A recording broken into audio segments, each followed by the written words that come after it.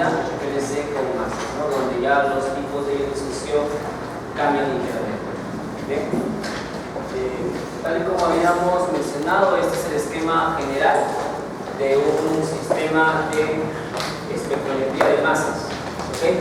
Tenemos que todo lo que está aquí dentro de la línea punteada, entonces recuadro es la parte del equipo que se encuentra a alto vacío. Hablamos de niveles de vacío bastante altos. Bien, el sistema inyector de muestra y luego ya todo el sistema analizador de los iones que se van a generar durante el proceso. ¿Ya? Se genera una serie de datos que ya en la computadora por el equipo se va a poder convertir en lo que es un espectro de masas. Y ese es sí el dato que nos da el sistema. Bien. La parte cuantitativa se da en función a la cantidad de iones y la intensidad que se genera para cada uno de ellos. ¿Bien? Y ya hablaremos de eso cuando se vea la parte de cromatografía.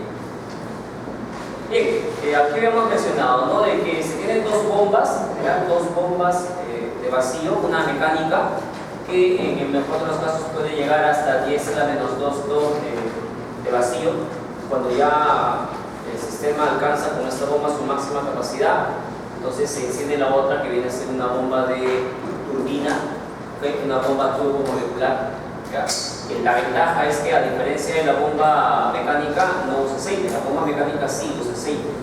Entonces, al momento de generar su actividad, puede eliminar parte del aceite como pequeñas gotas, ¿no?, fuera del sistema, no contaminar el sistema. Por eso es que se necesita una bomba turbomolecular que no tiene ningún tipo de aceite y genera ya un vacío mucho más limpio. ¿Sí? Además de que el nivel de vacío con una turbina de estas puede llegar hasta 10 a la menos 6 torr.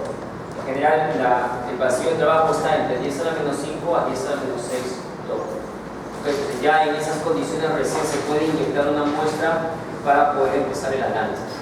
¿Okay? Acá podemos ver bombas difusoras, bombas turbomoleculares. ¿Okay? Tenemos acá sistemas de vacío. ¿Para qué sirven? Aumenta la sensibilidad, aumenta el tiempo de vida del filamento. Ojo, cuando hablamos de la ionización de una molécula dentro de un espectrómetro de masas se hace básicamente de dos formas. Hay más, pero dos son las más utilizadas. Una que es impacto electrónico y otra que es ionización química. Cuando se habla de impacto electrónico nos referimos a que hay un haz de electrones que se genera en un filamento metálico. Ese filamento se enciende, se calienta, empieza a liberar un haz de electrones, y ese haz de electrones, que tiene una energía de 70 electronvoltios, es el que impacta directamente con cada molécula que llega a la zona de ionización. ¿Bien? Ese haz de electrones fracciona a la molécula, la rompe, la fracciona, y esos iones que se generan así vienen a ser aquellos que se van a analizar en el espectrómetro de masas. ¿Okay? El impacto electrónico es, digamos, la manera más común, la más económica de generar iones dentro de un espectrómetro de masas. ¿Ya? El impacto electrónico. Por eso indica aquí de que en estos sistemas al vacío lo que permiten es aumentar el tiempo de vida del filamento, ¿no?, en el caso de que se use impacto electrónico. Es lo que comúnmente se trabaja cuando se habla de servicios, ¿no?, servicios de análisis. Disminuye el ruido de fondo, trayectoria de iones libres de choques, por supuesto, ¿no? Una vez que los iones o la molécula ha sido fraccionada, ¿okay?, ha sido ya dividida, fraccionada, ¿okay?, esos iones pueden colisionar entre ellos en la zona de la fuente de iones, y al colisionar entre ellos pueden generar nuevos iones. ¿Okay? Es también un proceso que se considera, ¿no?, pero se trata de minimizar. ¿Okay? De manera que todos los iones que se generan en una primera etapa puedan pasar directamente al analizador de masas, al analizador de iones, que viene a ser, como mencionamos, un conductor. ¿Okay? Entonces, fuente de impacto electrónico evita reacciones del ion molecular. Fuente de ionización química controla la fuente química de iones. ¿Okay? Ya hablaremos un poco acerca de lo que es ionización química. ¿Bien? Presiones que se van a trabajar en una bomba mecánica, generalmente hasta 10 a la menos 2 torr. De ella viene una bomba de alto vacío, que es una bomba interna en el equipo. Es decir, el espectrómetro de masas, que ustedes lo pudieran apreciar, es en sí una enorme caja, ¿no? Que dentro tiene ya la bomba turbomolecular. Fuera del equipo está la otra bomba, la bomba mecánica, la bomba de aceite. Entonces ya cuando se llega a la máxima capacidad de la bomba mecánica, se activa, ¿no? La bomba interna del sistema de masas, que puede ser una turbomolecular, que es lo más común, o una bomba difusora. Lo que más se utiliza es una bomba turbomolecular. Admite mayores flujos, ¿okay? Hasta 4 mililitros por minuto, 4 mililitros en volumen, ¿ya? Sea esto de un gas, ¿okay? Y en el mejor de los casos de un líquido, ¿no? Porque el líquido al estar vacío se expande en gran medida, ¿no? Requiere mantenimiento, sí, ¿ya? No es muy duradera, puede autodestruirse. El efecto de la turbina se debe tener mucho cuidado al poder trabajar. Bien, pues es ahí que recomiendan que cuando el equipo ya se coloque en un lugar no hay que moverlo, ¿no? Para evitar descalibrar, ¿no? las hélices que forman parte de la bomba turbomolecular. Y también se activa y funciona muy rápidamente, llega a los altos niveles de vacío muy rápidamente, ¿no? Una bomba turbomolecular. Entonces son dos sistemas de bombas de vacío que se deben activar para poder trabajar en estos equipos. Bien, proceso de ionización. Hablamos de que se trabajan básicamente dos métodos, ¿ya? Uno para moléculas que tienen un peso molecular de hasta más o menos 800 a 1000 daltons o más, como quieran ver, ¿ya? Y otro proceso de ionización para moléculas más pesadas, ¿ya? Cuando las moléculas que se van a analizar en un espectrómetro de masas tienen masas sencillas, hasta 1000 daltons, 800 a 1000 daltons, podemos utilizar en ellas impacto electrónico, ionización química, ¿okay?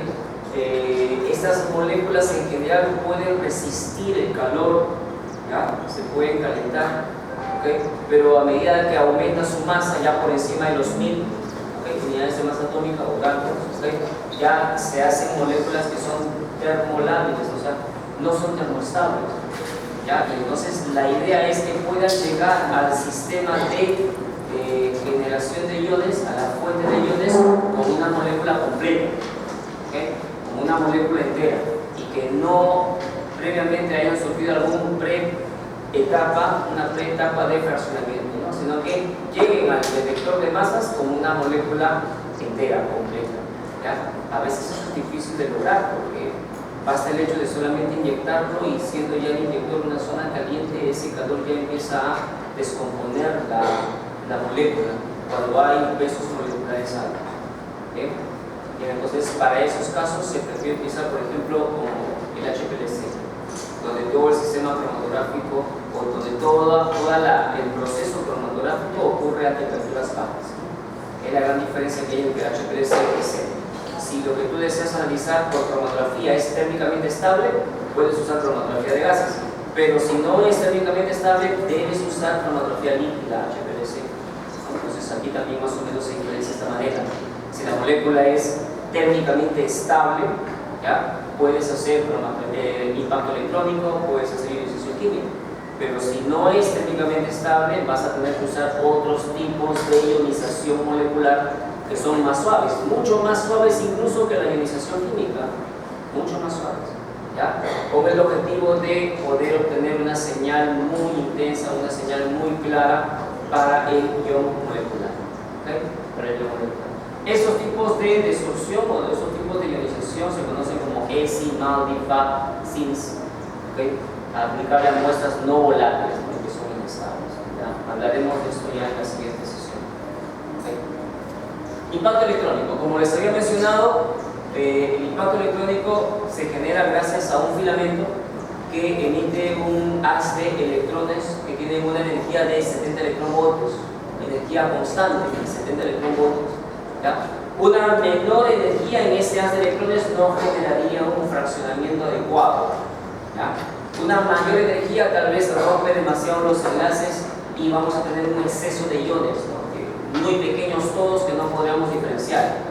Entonces ya los estudios han determinado que un haz de electrones de 70 electronvoltios ya permite una ionización no muy grande, no muy extensa, y permite obtener fracciones que sí se pueden diferenciar para la mayoría de moléculas. Entonces todos los espectros de masa que se toman comúnmente con ¿okay? Si se hace por el método de impacto electrónico, utilizan un haz de electrones de la misma energía, 70 electronvoltios, ¿okay? 70 electronvoltios. Entonces, ese haz de electrones lo que hace es atacar, impacta sobre la molécula y le va a quitar un electrón, permitiendo que la molécula forme el ion molecular. ¿Okay? El ion molecular. Ahora, ese ion molecular va a reaccionar, va a interactuar. Recuerden que todo este proceso ocurre a altísimo vacío. Así que ese ion molecular va a interactuar también con los haces de electrones de 70 electronvoltios, ya que el bombardeo es constante, ¿no? El bombardeo es constante, ¿ya?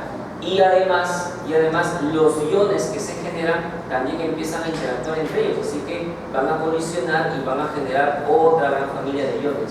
Entonces acá podemos observar toda la serie de procesos de ionización que ocurren a partir del ion molecular, ¿ya? Y todos esos iones, los que tienen carga positiva, ¿ya?, son los que van a ser detectados en el analizador de masas y cuantificados para poder determinar las abundancias relativas de cada uno de ellos, ¿ya? Ya colocados en orden es lo que tenemos como un espectro de masas, ¿bien? Un espectro de masas. Bueno, este es un esquema básico de lo que es una fuente de iones. Tenemos acá, fíjense, el filamento que genera el haz de electrones de 70 electronvoltios, ¿okay? Acá viene a haber un electrón carga positiva que atrae los electrones y permite de que estos fluyan en esa dirección, ¿okay? Aquí podemos observar lo que sale acá del extremo, de la pared interna, viene a ser la zona de inyección, ¿ya? Es que hasta acá ingresa la aguja, hasta esa zona ingresa la aguja, o en todo caso, si es un equipo que está acoplado a un sistema cromatográfico, el extremo de la columna termina aquí. El extremo de la columna termina acá, si es un cromatógrafo de gases, ¿no? La columna capilar que posee termina justo dentro del compartimiento de fuente de iones. Termina dentro de la fuente, de manera que cualquier molécula que sale de la columna ya inmediatamente recibe el impacto de los electrones. Ocurre la ionización, el fraccionamiento de la molécula. Aquellos iones que son negativos son absorbidos por esta placa positiva, aquellos que son positivos se repelen de ella y pasan hacia la zona del analizador, donde aquí vamos a tener el cuadrupolo, el analizador de masa sensible. Entonces acá la fuente de iones, su función es generar el fraccionamiento adecuado para la molécula que se va a analizar, generar los iones e impulsarlos hacia la siguiente etapa, que viene a ser el analizador de masas. Por ejemplo, ¿no?, tenemos acá el hexano. El haz de electrones de 70 electronvoltios permite quitarle un electrón, así que este es el ion molecular, tiene la misma masa, 86, ¿okay? Solamente que ahora ya tiene carga positiva.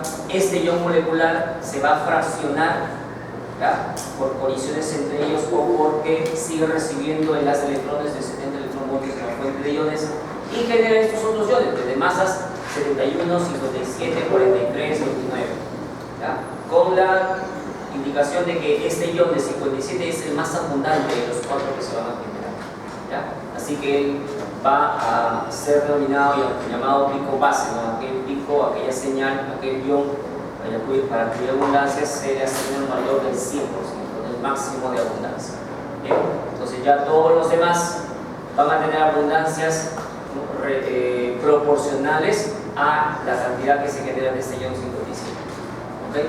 Por ejemplo, este otro ion en un 75%, ¿okay?, este otro ion en un 40%, ¿okay?, este otro ion en un 10%, ¿no? El ion de 43 es 75%, acá está. El 57 es el 100, acá está 57, es el más alto, 100%. Luego tenemos acá el 43, que tiene más o menos un 70, 75%. Entonces, esas son las referencias. Señales más o menos en una unidad es lo que ganan o pierden hidrógenos, ¿eh? Pero nos interesa la señal máxima en cada uno de sus grupos, ¿ya? El ion molecular de 86, fíjense, es muy pequeño, aunque se logra observar, ¿bien? Y eso ya es una gran ventaja. En general, cuando hablamos de hidrocarburos, el ion molecular, sean alcanos, alquenos, alquinos, el ion molecular muy pocas veces se logra visualizar con facilidad. El ion molecular generalmente se destruye muy rápidamente y su señal es muy pequeña o comúnmente no se ustedes se ven solamente los iones que se logran obtener a partir de... Cuando se habla de hidrocarburos estables, como por ejemplo benceno, ¿no? O anillos fusionados tipo benceno, fenaltreno, antraceno, ¿ya? Que son hidrocarburos pero son bastante estables. En ellos sí, el ion molecular es muy intenso, muy intenso. Entonces, la presencia o no del ion molecular va a depender de qué tanta estabilidad presenta la estructura de su conjunto, ¿ya? Y una cadena carbonada, sea saturada o peor aún insaturada, es muy reactiva. Entonces el fraccionamiento o el impacto electrónico la va a fraccionar muy fácilmente y observaremos mínimamente el ion molecular. Acá, por ejemplo, la acetona, su peso molecular o masa molar 58, el ion molecular va a tener la misma masa. Recuerden que esta es la relación masa-carga. Masa 58, carga más 1, sigue siendo la relación masa-carga igual 58. Se divide, pierde un grupo metil, vamos a tener una masa de 43, un ion de 43, ¿ya? Acá pierde este grupo, acetil, ¿ok? Vamos a lo que queda, va a tener una masa de 15, entonces tenemos aparte de el ion molecular 58, tendremos fracciones o iones de esta masa, 43 y 15. Y es justamente 43, ¿okay? Y 15, ¿okay? Y este es el ion molecular. El ion más abundante es el de masa 43, ¿okay? El ion más abundante, 100%. ¿Okay? Entonces ya este es el espectro de masas de la acetona. ¿Okay? Pues ya se observan de esa manera, ¿no? Un espectro de masa no es más que una relación que hay entre la intensidad relativa para cada uno de los iones versus la masa, la relación masa-carga que tiene cada ion. Ya que la carga es siempre más 1, ¿okay? La relación masa-carga va a ser igual al peso del ion o la masa del ion. En el caso de la interpretación de espectros, aquí más que interpretar espectros, porque eso significa pues, observar una señal y deducir algunas características de presencia de enlaces o de estructura a partir de la señal que nosotros podemos evaluar, encontramos, ¿no? Aquí básicamente nosotros vamos a reconocer qué iones son los que se han generado y estos iones ya tienen estructuras definidas, ¿okay? Ya tienen estructuras definidas. En el caso, por ejemplo, de los alcoholes primarios, la presencia de ion moleculares es muy pequeña, ¿okay? Y acá nos indica, ¿no? Un alcohol primario presenta una señal generalmente de 31, ¿ya? Una señal de 31, que es el pico base para alcoholes primarios, entre C1 y C4. ¿Okay? Superiores a C5 y C6, el ion molecular usualmente es muy pequeño e insignificante. Es aquel que está aquí, con un triangulito, ese es el ion molecular. Como ven, muy pequeño. Muy pequeño. ¿Ya? Usualmente pierde el hidrógeno de acá y todo lo que queda, lo que llamaríamos el alcoxilo, ¿no? Una estructura tipo alcoxilo, ¿no? Es esta señal 45. Acá también, el alcohol primario, fíjense, el ion molecular está acá 130, definitivamente no se observa, ¿ya? No se observa. La cadena se ha fraccionado mucho, ¿okay? Tenemos aquí la fracción de iones, el más abundante, el de 41. ¿Okay? Pierde iones de 18, 36 y 46 daltons, ¿no? A partir de su ion molecular. Bien, entonces ya esta secuencia de iones es muy conocida, muy fácil de reconocer en espectrometría de masas y nos indica presencia de una cadena saturada, una cadena lineal saturada. Secundarios y terciarios, ¿no? Bien, para los alcoholes secundarios el ion molecular es ligeramente indica un poco más intenso, los terciarios no tanto. ¿Ya? Pero en general, ¿no? Para hidrocarburos e incluso alcoholes, el ion molecular siempre es muy pequeño. Acá, por ejemplo, ni se observa, ¿no? Se observa el 59, ¿no? Que es una masa menor en 1. ¿Okay? Si se observa más, la señal acá el ion 45. ¿Okay? Se nota una señal, carga más o masa carga 45 para alcoholes, un grupo metilo sobre el carbono alfa. Acá, un grupo metil sobre el carbono alfa. ¿Okay? Para ellos sí, por secundario, una señal de 45. ¿Okay? Entonces ya por la presencia de iones nosotros vamos a reconocerlos. ¿Okay? Por ejemplo, aquí hay 45, alcohol secundario. En el alcohol primario no se observa eso. No hay 45 con una gran intensidad. Bien. En el caso de la ionización química, eso también ocurre ya dentro de la fuente de iones. ¿Okay? La ionización química es un tipo de ionización más suave que la ionización electrónica. Para la ionización química, lo que se hace es inyectar en la fuente de iones un gas, ¿ok? Un gas, que puede ser amoníaco o puede ser metano. También se utilizan otros gases, ¿sabes? Pero más abundante y más económico el amoníaco, ¿ya? Se tienen balones de amoníaco o balones de metano, ¿ok? Y esos gases se inyectan directamente en la fuente de iones, ¿ya? En la fuente de iones. Bien, entonces el filamento se enciende, y lo que va a hacer, ya que la fuente de iones tiene una gran cantidad de estos gases, el filamento lo que va a hacer es impactar con las moléculas de amoníaco o de metano, ionizándolas, ¿ok? Y esos iones que se generan al impactar las moléculas de amoníaco o metano son los que impactan con la muestra, con las moléculas de la muestra, provocando en ella fraccionamientos mucho más, fraccionamientos que digamos no son en gran magnitud, ¿no? O sea, un fraccionamiento mucho menor para la estructura. Es decir, utilizando el impacto o la ionización química, vamos a poder observar un ion molecular mucho más abundante, ¿ya? Mucho más abundante. Entonces, de igual manera, se generan los iones dentro de la cámara de ionización o de la fuente de iones. Van a haber ahí algunas placas con carga que van a repeler algunos iones, van a pasar a la siguiente etapa del analizador de masas, otros que se van a eliminar, los que son neutros son absorbidos por el alto vacío que tiene la cámara, ¿sí? Así que el trabajo va a ser el mismo, ¿no? Simplemente es otra forma de ionización más suave, ya no directamente por el impacto de electrones de alta energía, 70 electronvoltios, sino por el impacto de iones moleculares, ¿okay? Que se obtienen a partir de un gas ionizado, el amoníaco o el metano. Puede ser cualquiera de ellos, o sea, no los dos en mezcla, cualquiera de ellos se usa únicamente.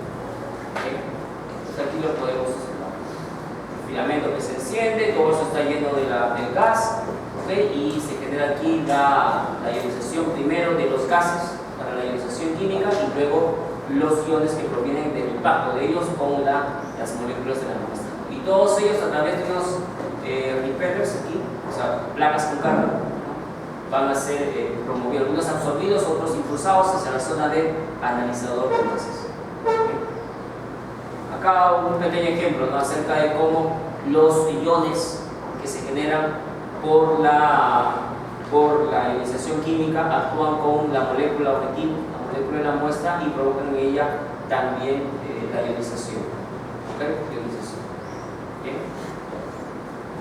Esto, por ejemplo, es un ejemplo de la ionización química, el fenobarbital. Fíjense la intensidad de la señal para el ion molecular, ¿no? 227, el ion molecular tiene casi un 80%, no 75% de abundancia del ion molecular, ¿no? Pero la desventaja es que genera muy poco de otros iones, así que no te da mucha información estructural de la molécula. La ionización química sirve más que nada para poder determinar el peso molecular del compuesto, ¿ya? Ahora, cuando se desea hacer análisis o identificar estructuras, lo ideal es usar impacto electrónico, ¿ya? Todas las bases de datos que se comercializan junto con los equipos de espectrometría de masa son bases de datos obtenidos con impacto electrónico, con 70 electronvoltios, porque genera un muy buen fraccionamiento de la molécula y permite identificar iones característicos, ¿no? De las estructuras correspondientes. ¿Okay? Y que en gran medida esos iones, al ser analizados o comparados espectro a espectro, permite justamente determinar qué tipo de espectro corresponde a qué molécula presente en la base de datos, ¿ya? Las bases de datos con ionización química realmente muy poco, no se usa en general porque no hay mucho que comparar, ¿ya? Más que nada son espectros de masas donde se observa, eso sí, muy buena presencia de ion molecular, ¿no? Pero muy poca ionización, ¿Bien? Y esto ya les había mostrado, ¿no? Una molécula evaluada con impacto electrónico genera muy poco de ion molecular, pero más fraccionamiento. Permite hacer un estudio estructural, pero con ionización química genera más el ion molecular, pero muy poco fraccionamiento. Así que cada uno de ellos tiene su aplicación, ¿ya? Ninguno es mejor que el otro, depende de cuál es el objetivo de tu análisis. ¿Bien? Otra molécula, bien, el decanol, el 1-decanol.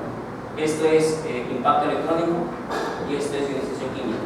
Como ven, impacto electrónico ya les había indicado que una cadena carbonada saturada generalmente tiene así señales, ¿no?, que van de mayor a menor, ¿no? Y el ion molecular, fíjate, debe estar en 158 aquí y no está, ¿no?, debido a que al ser una cadena lineal, el impacto electrónico la fracciona muy fácilmente, ¿ya? Pero sin embargo, esa misma molécula, el 1-decanol, ¿okay?, por ionización química, me genera ahora un ion molecular bastante más notorio, ¿no? Ya hay una señal por ahí, 257 es un M-1, ¿okay? Y el fraccionamiento es menor que en el caso anterior, y ya no sigue esa secuencia, no de mayor a menor, sino ya es más. ¿Okay? Esto es ionización química, sirve más que nada para poder identificar masas molares o pesos moleculares. El impacto electrónico para hacer un estudio estructural. Solo con ver este espectro diríamos que es una cadena carbonada saturada, así es. Recuerdo las diferencias también que hay, de 14 o 15 unidades, ¿no?, de cada ion, ¿okay?, que eso genera justamente grupos metilenos, ¿no?, que se van saliendo, se van eliminando de la cadena, ¿no?, grupos metilenos, H2 se van eliminando. ¿Okay? Diacinón, que es un tipo de pesticida fosforado, ¿no? También impacto electrónico y ionización química. Con el impacto electrónico había una gran cantidad de iones. Solo esta molécula va a generar todos estos iones en tales porcentajes, ¿ya? Bueno, aquí esa abundancia que se ha dado un valor, ¿no? A veces el equipo puede optar por identificar el voltaje como un indicativo proporcional de abundancia. Obviamente, si hay más iones, hay mayor conductividad y eso va a generar un mayor voltaje. Y más iones, mayor diferencia de potencial, ¿no? Entonces puede también tomar eso como lectura. Pero ya es cuestión del algoritmo, ¿no?, el que tú, si deseas, puedes colocar esto de 0 a 100%, ¿no?, para tomar lecturas proporcionales. Pero vean, solamente esta molécula va a generar esos iones y esa conjunción de iones con las abundancias características para cada uno de ellos. ¿Quién va a ser el pico base o el ion base? El 179, ¿no?, que correspondería para él un 100%. ¿Okay? Todos los demás ya en porcentaje proporcional a él. El impacto electrónico, gran ionización, ¿ya? Siendo esto un pesticida, es una molécula bastante estable, ¿no? Su masa es 304 y aquí en 304 tenemos al ion molecular también muy abundante, aún el impacto electrónico. En ionización química, fíjate, la masa 305, ¿okay? 305 es el peso molecular más 1, ¿bien? Se nota también con gran abundancia, ¿no? Y la ionización es mínima. Esto otra vez confirma que la ionización química es un proceso mucho más suave, ¿no?, que la ionización electrónica. Estos iones 333, 345 son justamente porque hay cadenas, ¿no? Por ejemplo, las unidades de metano pueden unirse entre ellas para formar dos tipos de tin o propin, que también al ser iónicos pueden adicionarse al ion molecular, ¿ya? Entonces se van a poder diferenciar o eliminar justamente tomando la diferencia que hay entre ellos, ¿ya? Así se eliminan muy fácilmente. El más abundante va a ser el ion molecular, de ahí que se puede reconocer muy fácilmente en el caso de la ionización química. Hablemos ahora de los analizadores de masa. Tenemos de varios tipos: el analizador magnético, el de cuadrupolo, que es el más utilizado, les había mencionado, el de tiempo de vuelo, time of flight, como lo llaman así, y analizadores de trampa de iones. Bien. El analizador magnético, este es el ideal, ¿no? Es el analizador más potente que hay, el analizador de masa. O sea, todos ellos, ¿qué trabajo hacen? Todos ellos lo que hacen es, una vez que la fuente de iones, dependiendo del método que se haya usado, ¿no?, ha generado, fraccionado la molécula y esos iones resultantes han pasado a la siguiente etapa, el analizador lo que hace es diferenciar un ion de otro, ¿ya? Determinar la masa para cada ion, ¿okay?, separarlos, ¿okay?, identificar, y además también la abundancia para cada uno de ellos. Eso es lo que hace el analizador de masa. Si es muy potente, si es muy bueno el analizador de masas, como por ejemplo el analizador magnético, va a poder incluso hacer diferencias entre masas de una unidad o de menos de una unidad, ¿ya? a veces hasta con 2 o 3 decimales, puede determinar diferencias de masa hasta con 2 o 3 decimales, ¿ya? Lo cual va a permitir posteriormente incluso hacer un estudio isotópico, ¿no? Acerca de las moléculas, ¿no? ¿Qué porcentaje de qué isótopo hay en cada una de ellas? Si tenemos un analizador de masas capaz de discernir masas hasta decimales de masa, ¿no? De 1, ¿okay? ¿Ya? Pero un cuadrúpolo en general no tiene tanta resolución, ¿ya? Sirve sí para hacer un análisis rutinario, cualitativo, cuantitativo, pero no tiene tanta resolución como un analizador magnético. Tiempo de vuelo, similar más o menos a un cuadrúpolo, y analizador de trampa de iones, bueno, ellos sí también, ¿ya? Permite hacer una excelente identificación de los iones, pero además los analizadores de trampas de iones tienen una ventaja muy particular, que es la de poder trabajar en tándem. Ya en un momento les voy a explicar eso. A ver, el más usado es el cuadrúpolo. Como les mencioné, son 4 barras, ¿no? Tenemos acá la fuente de iones, aquí está el filamento, aquí ocurre la ionización electrónica, o si se llena de gas, metano o amoníaco, puede ocurrir aquí la ionización química, ¿no? Bueno, sea el tipo de ionización que se use, se generan los iones, estos iones se repelen de la fuente hacia la zona del analizador de masas, que en este caso es el cuadrúpolo. Ahí los iones van a poder desplazarse a lo largo del cuadrúpolo dependiendo de su carga y dependiendo de su masa, y eso permite separarlos. Bien, entonces de esa manera un cuadrúpolo hace el trabajo, ¿no? Alternando o cambiando constantemente la intensidad de voltaje que se aplica sobre cada una de estas barras, o rods, como lo llaman así, ¿ya? Se va a poder también alterar la magnitud del campo magnético que se presenta en ellos, ¿ya? Permitiendo que los iones sigan trayectorias no lineales, ¿no? Sino que se van a mover alrededor de estas barras, ¿ya? Entonces permitiendo de esa manera que se separen. Ya al final, cuando salen del cuadrúpolo o del analizador de masas, chocan directamente con un fotomultiplicador que viene a ser en sí el detector, que va a captar una señal determinada. Pero ya aquí el cuadrúpolo ha determinado qué masa es la que está saliendo, ¿okay? Y ya la intensidad de la señal, qué abundancia va a presentar, ¿okay? Para el cuadrúpolo. Este es el cuadrúpolo. Y este es el detector al final, el fotomultiplicador, en este caso es de cono. Aquí en la fuente de iones, veamos que tenemos el filamento, haz de electrones, y aquí en este caso es una columna cromatográfica que acaba justo dentro de la zona de fuente de iones. Esto es un detector de masas que se ha acoplado como un detector para un cromatógrafo de gases. Bueno, el cuadrúpolo, ¿no? Lo que implica aquí es justamente alterar la cantidad de corriente que lleva cada una de esas barras para poder alterar la magnitud del campo magnético, ¿no? Y permitir que los iones no sigan en una línea recta, una trayectoria recta, sino que vayan moviéndose alrededor de ellos, ¿no? A medida que avanzan, ¿no? Y eso permite una mejor separación. Bien. Análisis de datos. Ya, bueno, esto ya el uso de las computadoras ha facilitado en realidad enormemente el trabajo de editar ya los espectros, medir áreas, medir alturas, ¿okay? Medir distancias entre ellos o razones de áreas, ¿no? Permite también un mucho mejor control del equipo y de todos los parámetros que están involucrados en él. Si ustedes vieran una foto del primer espectrómetro de masas que se construyó más o menos en la época de 1940, más o menos, del siglo pasado, era un enorme armatoste, no tan grande como una casa de 2 pisos, ¿ya? Y se necesitaba un montón de gente, ¿no? Controlando los 1001 parámetros que tenían que mantenerse vigilados para que todo funcione bien. Ahora todo ese trabajo lo hace una sola computadora. Igual cuando uno hacía cromatografía de gases, yo incluso cuando llevé el curso en pregrado, usábamos un equipo en el que teníamos que trabajar los 5 del grupo. Uno de nosotros se tenía que ver las burbujitas, ¿no?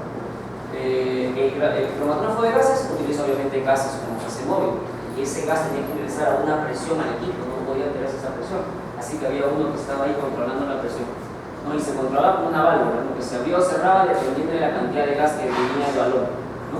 había una burbujita, una pequeña, era un medidor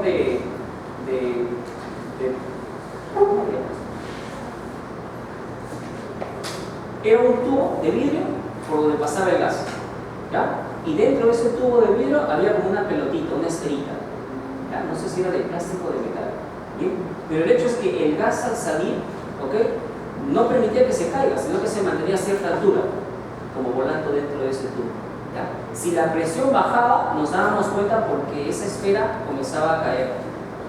Se tenía que regular la válvula para que nuevamente llegue al nivel donde estaba, siempre constante, ¿no? Entonces, por la altura que tenía esa pequeña esfera, nos dábamos cuenta si había mucha o baja presión.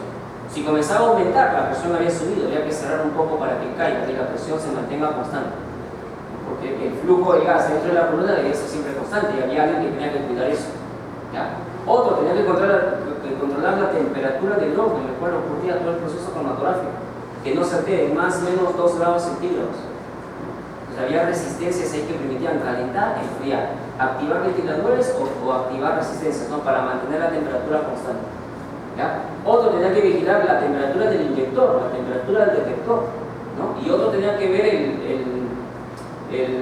lo que se usaba como, era como una, lo que actualmente pone una impresora, ¿no?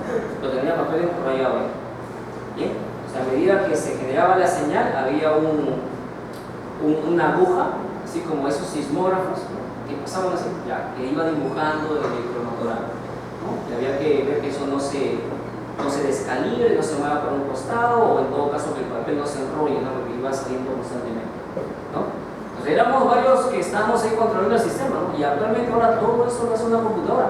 Es más, una sola computadora puede controlar hasta 5 o 6 equipos de cromatografía de forma rutinaria en todos sus parámetros, ¿eh? En todos sus parámetros. Entonces, básicamente el trabajo de un analista es preparar la muestra nada más, ¿no? Preparar la muestra, ¿no?, tener todos los viales preparados, ¿ya?, llevarlos al área de instrumentación donde están los equipos, colocarlos en las ruletas, ¿ya?, ahí donde los viales, ¿no?, y programar en la pantalla del equipo en una hoja tipo Excel, ¿no?, del vial número 1, tantos mililitros o microlitros de muestra que inyectar, ¿no? O sea, hacerle a cada cromatógrafo su rutina de análisis, ¿no? Y dejar que eso funcione en la noche. Al día siguiente vienes y ya está todo correcto, ya están los cromatógrafos ya hechos, ¿no? Pero el equipo solo inyecta, controla, limpia la aguja, ¿no?, y vuelve a inyectar la siguiente muestra, ¿ya? Entonces, es la ventaja de trabajar ya con sistemas de computadoras. Controla la operación de los equipos, afina los espectros, ya uno puede alterar, ¿okay?, eliminar iones o eliminar picos, ¿okay?, para poder tener un cromatograma más limpio, ¿okay? Recibe, almacena los datos. Al final mi resultado no va a ser una hoja impresa, mi resultado es un archivo, ¿no?, que mucho más fácilmente se guarda. Permite comparar espectros con una librería, sí, porque ese trabajo lo hacíamos manualmente, y para comparar un espectro nos daban pues catálogos enormes, ¿no?, de 100 espectros cada uno, ¿no?, e ir buscando más o menos uno por uno, ¿no?, cuál más o menos se parece para tener una idea. Eso lo hace una computadora ya en cuestión de segundos, ¿no?, controlar, comparar espectros. ¿Bien? Ya, esto de acá es lo que se llama espectrometría de masas en tándem, masas, ¿ok? Masas. ¿Ya? ¿Cuándo se usa? Cuando hay casos de duda en el resultado, ¿ya? Lo cual, siendo químicos, la verdad es que dudas no hay, ¿no?, porque sabemos de que un espectro de masas es como la huella digital para cada compuesto.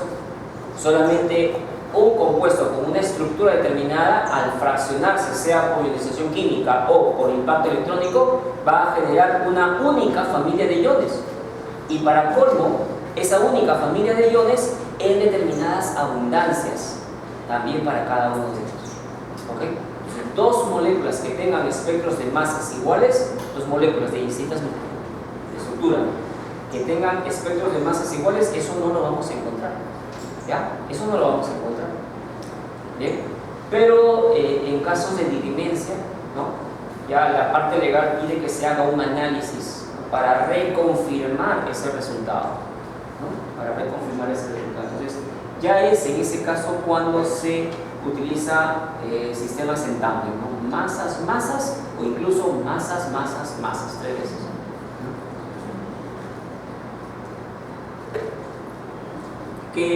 ¿En qué consiste eso? Por ejemplo, esto de acá viene a ser la ionización común que se genera para una molécula, ¿ok? Sea por impacto electrónico o por ionización química, ¿ya? Y este primer espectro es lo que normalmente obtenemos, ¿ya? Si yo quiero reconfirmar la identidad, yo podría decir, ¿no? Por ejemplo, para los alcoholes, el ion 43 es característico, ¿no? Para ciertos tipos de alcoholes secundarios, ¿bien? Pero de repente alguna otra molécula puede tener ese ion. ¿Y cómo sé yo de que ese ion 43 es del alcohol? Pues entonces yo le puedo decir al equipo que ese ion 43 lo separe de todos los otros iones y que lo vuelva a ionizar, ¿ya? Que pase a una segunda cámara de ionización y que ese ion lo vuelva a fraccionar, ¿ya? Rompa ese ion. Entonces voy a obtener un nuevo espectro de masas de aquel ion que yo he escogido. ¿Bien? Entonces voy a tener un segundo espectro de masas correspondiente a uno de los iones que se obtuvo en el primer fraccionamiento, ¿ya? Esto es masas, masas, ¿ya? Claro que generalmente se hace para iones de una masa de mayor magnitud, ¿ya? Para confirmar identidades.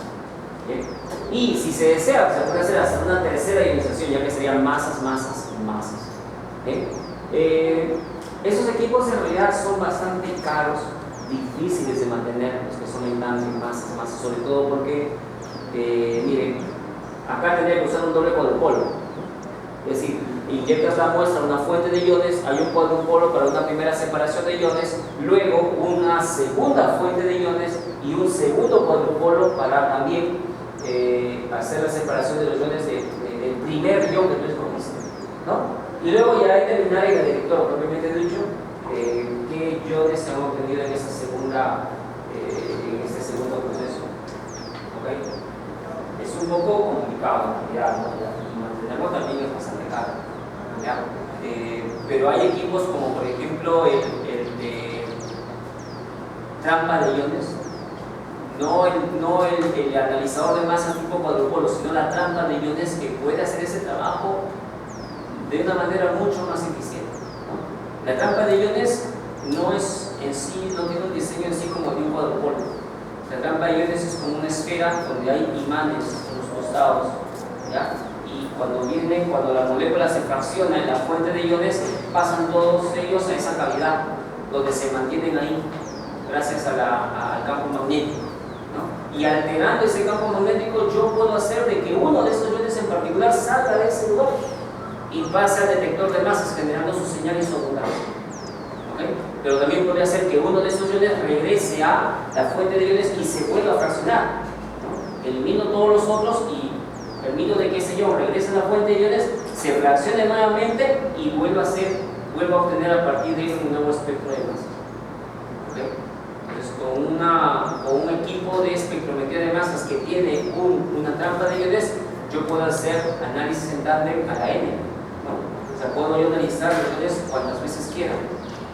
Sin necesidad de tener un equipo de una complejidad técnica tan grande como la que usan los cuadrupolos, que tendrían que ser en serie, ¿no? Cuadrupolo, cuantas veces yo quiera hacer el fraccionamiento, necesitaría un nuevo cuadrupolo para eso, ¿no? En cambio, la trampa de iones, eso no ocurre, se puede usar fácilmente, ¿ya? Ese es otro de los equipos que también se usa acá en Lima. Hay 2 o 3 equipos que conozco recientes que se mueven trampa de iones. Bien. Bueno, acá masas también se puede usar, ¿no? De una primera fuente de iones, los iones originales pasan, se escoge uno de ellos, ¿ya? Primer analizador de masas, interacciones en una nueva celda, ¿okay? Se cruzan nuevamente los iones, un segundo analizador de masas y de ahí va al detector. Eso es masas en tándem, ¿no? ¿Okay?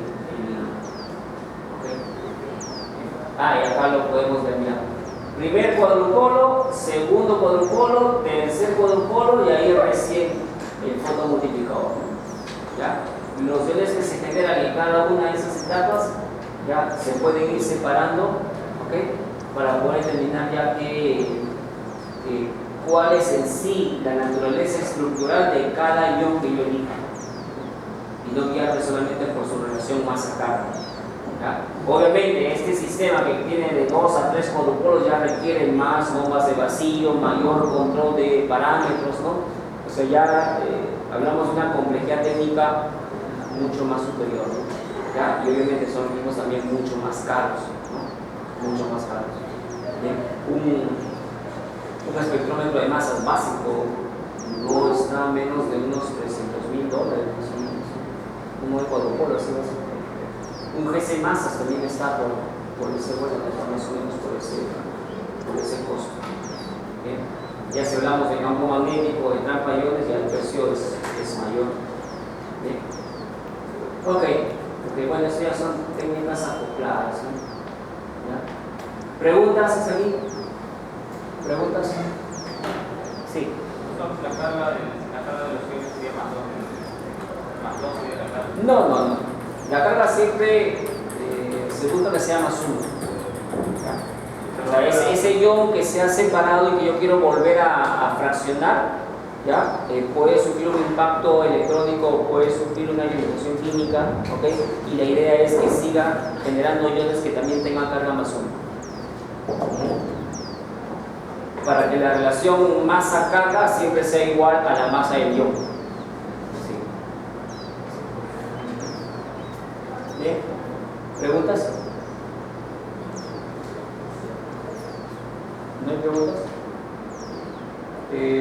Lo que sigue, ya veremos después, viene a ser las técnicas acopladas. Cuándo y cómo es que los equipos de espectrometría de masas, ¿no? Espectrómetro de masas o masa espectrómetro, se acoplan, ¿no? A sistemas de cromatografía de gases o sistemas de cromatografía líquida de alta resolución. Bien, aquí la interfase es lo que justamente nosotros, la interfase es lo que demoró mucho tiempo en lograr que sea viable, ¿ya? Por la gran cantidad de gas o de líquido que eliminan al final del sistema cromatográfico, tanto los sistemas de cromatografía de gases como los de cromatografía líquida, respectivamente. Y luego ¿ya? Los acoplamientos en el caso del HPLC masas, donde las muestras al analizarse no sufren